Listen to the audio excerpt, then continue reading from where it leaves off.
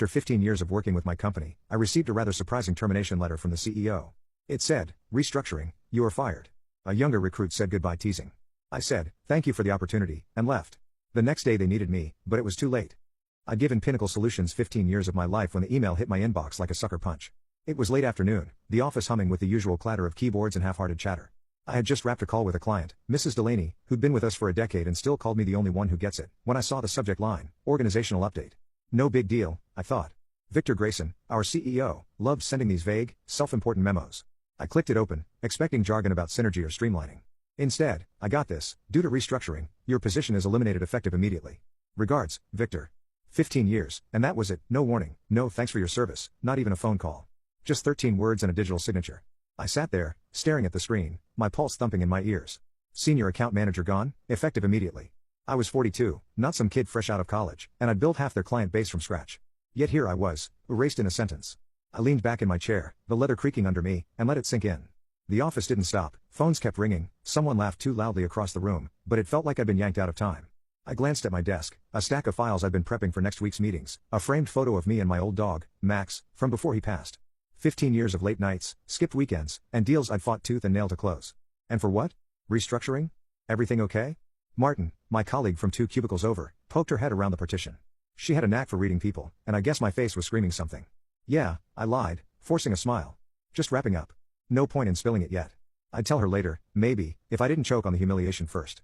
I started packing, not much to take, just the photo, a few pens, a notebook I'd scribbled client quirks in over the years. Mrs. Delaney likes 2 sugars in her coffee, Mr. Patel hates small talk. Little things that kept them loyal. As I slid the notebook into my bag, Jake swaggered over. He was the new kid, barely 20, all gelled hair and cheap bravado. Victor had hired him a month ago, part of his fresh blood kick. "Goodbye, old-timer," he said, smirking like he wanted something. Time for the young guns to take over. I looked up at him, his grin wide and careless, and felt a flicker of heat in my chest. I could have snapped back, told him I'd closed more deals in a year than he'd managed in a decade, but what was the point? He'd learned soon enough. Instead, I zipped my bag, stood, and said, "Thank you all for the opportunity," calm and steady, like I was leaving a meeting, not my career. Jake blinked, thrown off by the lack of a fight, but I was already walking past Lisa, who shot me a worried look I didn't return. Past the break room where I'd spent 1,000 lunch hours, out the glass doors, into the elevator, my reflection staring back at me, graying temples, tired eyes, but a jaw still set hard. I wasn't done. Not yet. At home, I dropped my bag on the kitchen counter and poured a glass of water. The apartment was quiet, too quiet, and my mind wouldn't stop racing. I pulled up the email again on my phone, rereading those 13 words until they blurred. Victor hadn't even bothered with a severance mention, just effective immediately, like I was a line item to scratch off. I thought about the early days, back when Pinnacle was a scrappy startup, when I'd stayed late to pitch clients Victor couldn't charm. I trusted him, believed in the "we're a family" line he used to throw around. What a joke. I opened my laptop, the screen glowing in the dim room, and pulled up my resume. It was outdated, last tweaked 5 years ago, but the bones were solid. 15 years of results, clients who'd stuck with me through mergers, recessions, Victor's ego trips. I started typing, updating titles, adding numbers, $5 million in revenue last year alone. My phone buzzed. Victor's name flashed on the caller ID. I let it ring out. He left no voicemail, and I wasn't in the mood to hear his voice. I fired off the resume to 3 contacts, a headhunter I'd met at a conference, a rival firm's VP who'd once tried to poach me, and an old client who'd hinted at freelance work if I ever left. Then I leaned back, glass in hand, and let the day settle over me. Fired at 42, no warning, a kid mocking me on my way out. It stung. God, it stung, but I wasn't broken. I built something at Pinnacle, something bigger than Victor realized, and I'd build again. The phone buzzed again. "Victor, round 2. I silenced it and stared at the ceiling. Tomorrow I'd figure out the next step. Tonight, I just needed to breathe. But as I sat there, a question nagged at me: what happens when the guy who fires you figures out he's the one who screwed up? I woke up to 7 missed calls from Victor, 7. The first came at 8:03 a.m., the last at 10:42, and my phone screen lit up like a scoreboard of his panic. I didn't listen to the voicemails, not yet. I'd been fired less than 24 hours ago, and whatever he wanted could wait. I shuffled to the kitchen, brewed a pot of coffee, and sat at the counter with my laptop. The plan was simple: sort through the job offers trickling in, map out my next move. I wasn't wallowing. 15 years at Pinnacle had taught me how to pivot, and I wasn't about to start doubting myself now. By 9:30, my inbox had 3 replies. The headhunter, Karen, said she'd pitch me to a couple of firms. By noon, the VP from Apex Innovations, a competitor I'd always respected, sent a one-liner: "Lunch tomorrow. We need to talk." And Tom Reynolds, a client I'd worked with for 8 years, wrote: "Heard you're free. Let's discuss something independent. Call me." I leaned back, sipping my coffee, letting the possibilities sink in. Double my old salary at Apex? My own gig with Tom? For the first time since that email hit, I felt the ground steadying under me. Then my phone buzzed again. "Victor, 5th call." I smirked and muted it. Let him stew. I'd given him 15 years of loyalty, and he'd given me 13 words and a kick out the door. If he thought I'd jump when he snapped his fingers, he'd forgotten who I was. I opened a spreadsheet instead, jotting down the pros and cons of each offer. Apex meant stability, a team, a corner office, maybe. Tom's idea was riskier, freelance, no safety net, but total control. I was halfway through when the phone lit up with a text. Martin, call me. Urgent. Victor, again. I ignored it and kept typing. Around 11 o'clock, Lisa texted, you okay? Office is a mess today. I frowned, thumbs hovering over the screen. A mess? I'd figured Pinnacle would feel my absence, someone had to pick up my accounts, but mess sounded bigger. What's going on? I shot back. Her reply came fast, clients bailing. A lot. All asking for you. I stared at the words, my coffee going cold in my hand. Clients bailing? Asking for me? A slow grin crept across my face. I hadn't expected this, not so soon. I flipped on my work email, still active, sloppy on their end, and there it was, chaos in black and white. Subject lines from clients I'd known for years, contract termination notice. Requesting confirmation of your status. Moving our business elsewhere. I opened one from Mrs. Delaney. Martin, she wrote, I just heard you're gone. You're the only one we trusted at Pinnacle. We're out. Please call me back. Another from Mr. Patel, short and sharp, no Martin. No deal. Canceling. I scrolled through 38 emails. 38 cancellations, all saying the same thing. Update, after 15 years of working with my company, I received a rather surprising termination letter from the CEO. It said, restructuring, you are fired. A younger recruit said goodbye teasing. I said, thank you for the opportunity, and left. The next day they needed me, but it was too late. I scrolled through 38 emails, 38 cancellations all saying the same thing. I'd been their anchor, and without me, they were cutting ties. I leaned back, a laugh bubbling up. Victor's restructuring had just blown up in his face. I'd spent years building those relationships, phone calls on birthdays, late night fixes when their projects went sideways. They didn't trust Pinnacle, they trusted me, and now Victor was finding out the hard way. My phone buzzed again, Victor's 9th call. This time, he left a voicemail. I played it, curiosity getting the better of me. Martin, it's Victor. We need to talk. Call me back now. His voice was tight, clipped, nothing like the smug drawl he usually paraded around the office with. I deleted it and poured another coffee. By noon, the offers kept coming. Apex offered double my salary and equity. Tom called, his voice crackling with excitement. Martin, I've got 3 other clients ready to sign with you if you go solo. We'd rather work with you than anyone at Pinnacle. I jotted it down, my spreadsheet was growing. I wasn't just in demand, I was a hot commodity. Victor called again, the 10th time, and I let it ring out, picturing him pacing his corner office, barking at Jake to fix something the kid couldn't even understand. Lisa texted again, Victor's losing it, keeps asking where you are. I typed back, tell him I'm busy moving on. She sent a thumbs up emoji, and I chuckled. Lisa had always had my back, quietly in her own way. I wondered if she'd known this would happen, if she'd seen what Victor hadn't, that I wasn't just a name on a payroll. Mid-afternoon, I took a break, staring out my window at nothing in particular. The cancellations weren't just revenge, they were proof that 15 years hadn't been for nothing. I'd built something real, something Victor couldn't replace with a kid like Jake or a buzzword like restructuring. My phone buzzed, 11th call, another voicemail. I played it, Martin, it's Victor. This is serious. Clients are dropping like flies. Name your price to come back. Desperation seeped through every word, and I deleted it without a second thought. I wasn't going back, not for a corner office, not for a raise, not for anything. I had Apex on the table, Tom's offer in my pocket, and a fire in my gut that I hadn't felt in years. Victor thought he'd cut me loose, but he just cut his own throat. And me? I was already climbing. The only question left was how high I'd go and how hard Pinnacle would fall. 3 days after Victor's email turned my life upside down, I sat in a coffee shop across town, staring at a napkin where I'd scratched out my future. Apex Innovations had upped their offer again, double my old salary, equity, and a team to lead. Tom Reynolds had called twice, pushing his freelance pitch. 3 clients were already lined up, ready to follow me if I struck out on my own. 2 paths lay before me, one safe, one bold. I'd spent 15 years playing it safe at Pinnacle, and look where that got me, fired by a guy who couldn't spell loyalty. I sipped my coffee black and bitter and wondered which Martin the first wanted to be now. My phone stayed quiet that morning, a relief after Victor's barrage of calls, 11 voicemails total, each one more frantic. But I hadn't returned a single one. He'd made his choice, and I was making mine. Lisa had texted an hour ago, Pinnacle's bleeding. Victor's a ghost. You okay? I'd replied, better than ever. In minutes, the client exodus, 38 cancellations and counting, had flipped the script. I wasn't just the guy looking for a job anymore, I was the guy everyone wanted. The Apex meeting was set for noon. Their VP, Claire, had picked a spot downtown, neutral ground. I got there early, sliding into a booth with my napkin of notes. She walked in 10 minutes later, sharp suit, sharper smile, and got straight to it. Martin, we've watched you for years. Pinnacle was punching above its weight because of you. We want you at Apex, senior director, equity stake, your own team. Start Monday if you're in. She slid a folder across the table, contract numbers, perks. Double my salary was just the start, stock options, a bonus structure that made my head spin.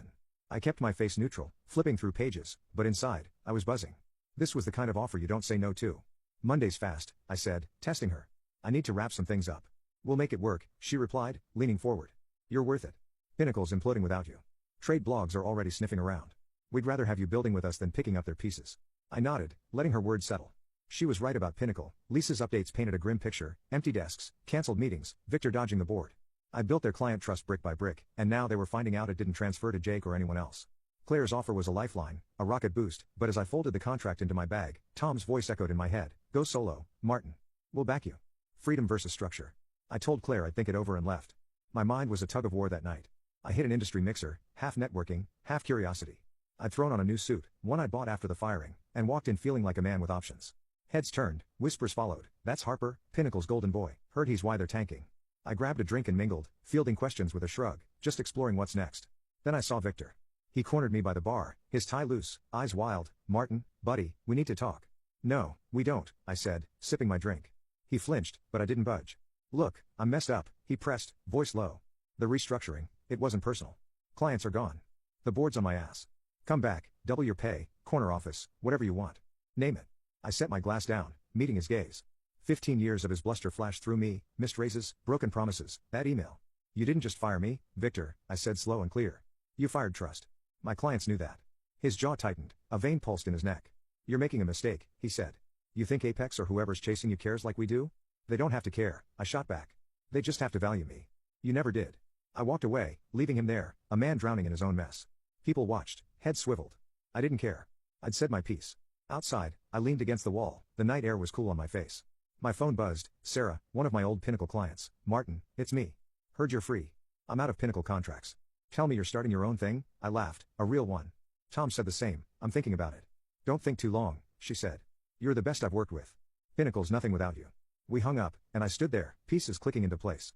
Then Lisa texted, "Victor's toast. Board's meeting tomorrow. Also heard I tipped off some clients about you leaving. Didn't mean to start a war." I stared at the screen, floored. Lisa, quiet, steady Lisa, had lit the match. I texted back, "You're a legend.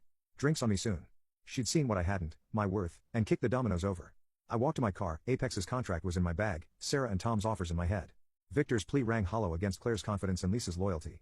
I wasn't just at a crossroads, I was the crossroads. Pinnacle was crumbling, and I was rising. The only question was which path I'd take, Apex's ladder or my own empire. By morning, I'd know. But that night, I slept better than I had in years, dreaming of a future I'd build, not borrow. A week after Victor's email blindsided me, I watched Pinnacle Solutions unravel from a distance like a ship I'd jumped just before it hit the rocks. I'd made my call, signed with Apex Innovations that morning on a contract that promised double my old pay, equity, and a team.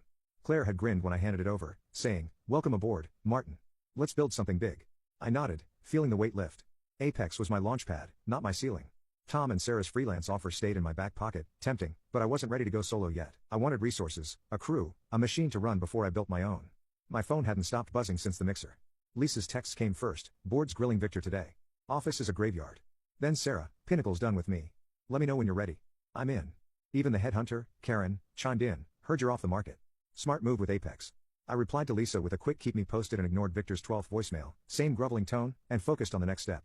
I was done looking back. Final update: after 15 years of working with my company, I received a rather surprising termination letter from the CEO. It said, "Restructuring, you are fired." A younger recruit said goodbye teasing.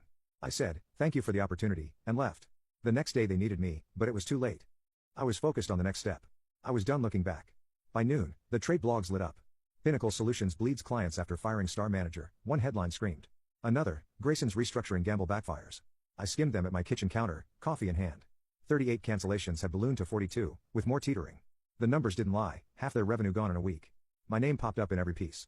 Martin Harper, the trusted face of Peace Success, was let go in a cost-cutting move insiders call catastrophic. I smirked. Victor's fresh blood plan had bled him dry. Then he tried something stupid. A rumor hit my inbox, Victor telling anyone who'd listen I'd botched accounts, left messes for Jake to clean up. It was a desperate swing, and it landed like a wet rag. Within hours, clients fired back. Mrs. Delaney emailed me directly, "Heard Victor's nonsense. Told him you're the only reason we stayed. He's a fool." Mr. Patel posted on a trade forum, "Harper was gold. Grayson's the liability." Even Lisa texted, "Victor's spinning lies. Nobody's buying it. Clients are pissed." I didn't respond to the noise. I didn't have to. The truth was louder than his bluff. Jake bailed that afternoon. Lisa called me, voice crackling with amusement. Kid walked out at lunch. Said the phones wouldn't stop, clients yelling, asking for you. He looked like he'd seen a ghost. I laughed, picturing his gelled hair and smug grin crumbling under pressure. "He thought he'd replace me," I said. "Poor bastard didn't know what he was replacing." "Victor's next," she replied. "Board's done with him. You should see this place. Half the desks are empty." I thanked her, promised that drink, and hung up. Jake's exit was a footnote. Victor's was the main event. I started at Apex the next day, walking into a sleek office that hummed with purpose. Claire introduced me to my team, 5 sharp account managers, eager to move. "You're the guy from Pinnacle, right?" one asked. "Heard you sank them single-handed." I shrugged. "They sank themselves. I just stopped holding them up," they laughed, and we got to work. My first call was a new client Claire had teed up. A $2 million deal. I closed by lunch. It felt good, clean, like I'd shed 15 years of Victor's baggage in a single handshake. Pinnacle's collapse kept rolling. Lisa texted midweek, "Victor's out. Board fired him this morning. Rumor is he's selling his car to cover debts." I didn't gloat, not out loud, but I felt the justice of it. He'd built nothing, just ridden my work until he thought he didn't need me. Now he was scrambling, and I was climbing. The blogs updated. Pinnacle Solutions faces layoffs, potential sale. 42 clients down to a handful, a shell of what I'd helped make it. I'd warned him at the mixer. He'd fired trust. He hadn't listened. My old colleagues rallied too. A LinkedIn post from Mrs. Delaney went viral in our circles. "Martin Harper is the gold standard. Pinnacle lost him, and we lost Pinnacle." Comments piled up, clients, peers, even a rival exec I'd sparred with years ago. "Harper's the real deal. Grayson's a cautionary tale."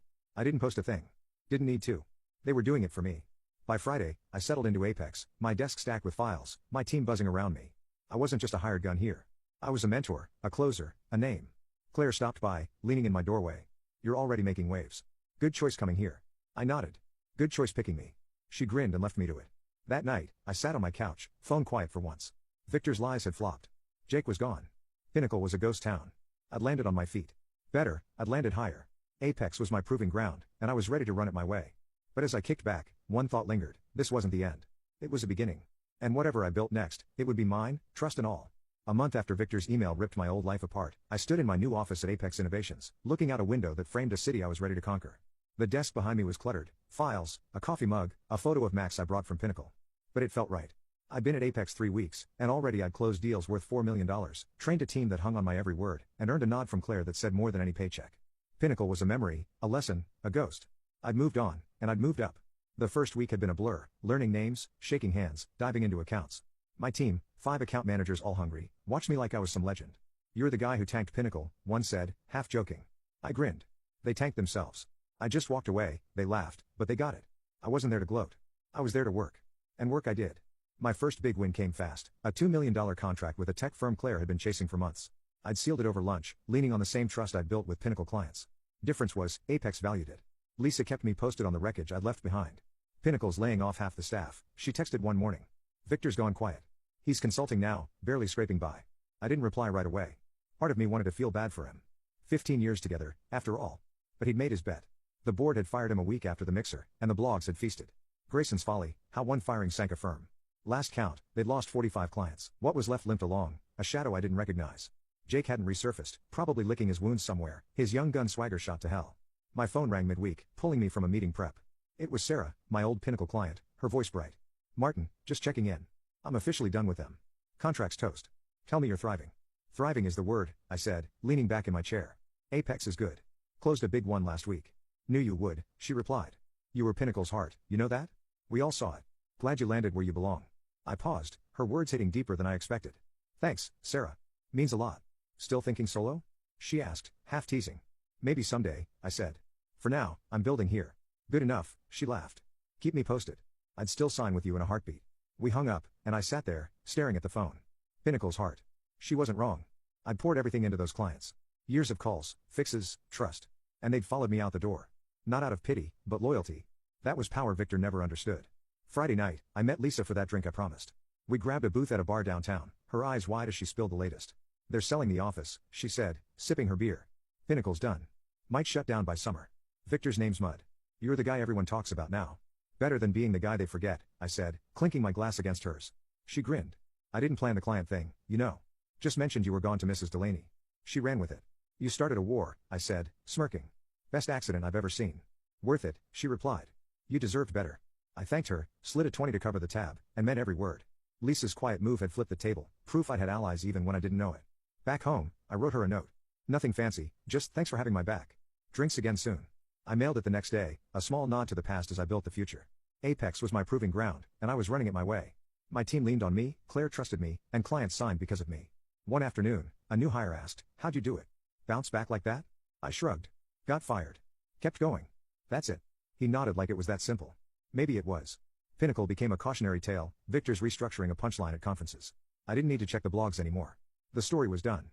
45 clients gone, a CEO humbled, a kid outmatched. I'd walked away with my head up, and they'd fallen without me. That was enough. On my last day of the month, I stood at that window again, city lights flickering below. Apex was mine to shape. Deals to close, a team to lead, a name to grow. Sarah's call echoed, "You're where you belong." She was right, 15 years undervalued, a week of chaos, and now this, a rise I'd earned. I turned from the glass, grabbed my bag, and headed home. The past was ash. The future? That was mine to build, one trust at a time.